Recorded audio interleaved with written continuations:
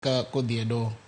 Nikech kineno telo mar Uhuru te, onge kes mora modhi e doho ma oter serikal e doho to serikal oloyo kes no.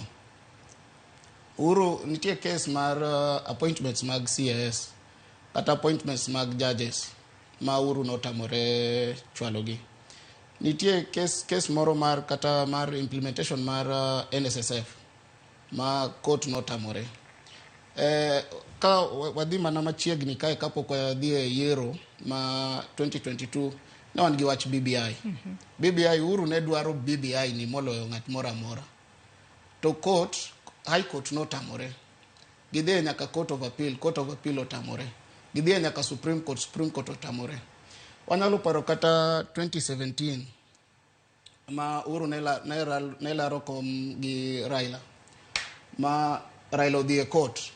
Ma the then Chief Justice Marago gi Supreme Court otamore ni Uhuru nokoloyo gini maber. Koro ka Ruto wacho ni nitie pesa moro ma serikal miyo judiciary mondo gik serikal odhi maber ka kodhi e doho, mano to aparo ni owuoya mana kaka jasiasa.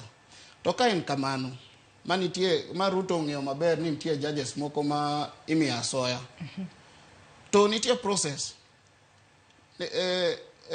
Ka mi example moro, nitie Justice Chitembwa ma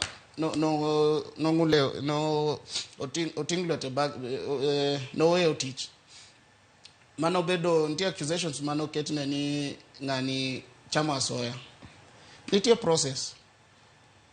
Koro ka ng'ato dhi ichwalo complain e commission mar JSC, to judge biro kanyo kaka giyudo ni gini nigi weight mang'eny.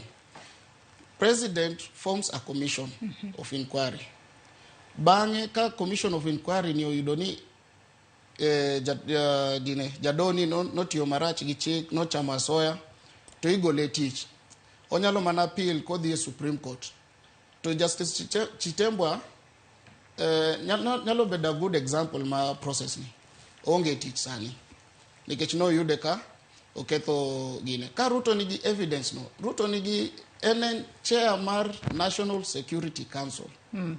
En gi ka National Security Council ni en gi the head of intelligence. En gi all apparatus mag security. Ma onyalo ng'eyo ni judge ni ochamo asoya. To kidhi kata ka JSC commission ni, nominees mang'eny manie commission ma JSC ni en presidential nominees, presidential appointees. Attorney General beni kanyo.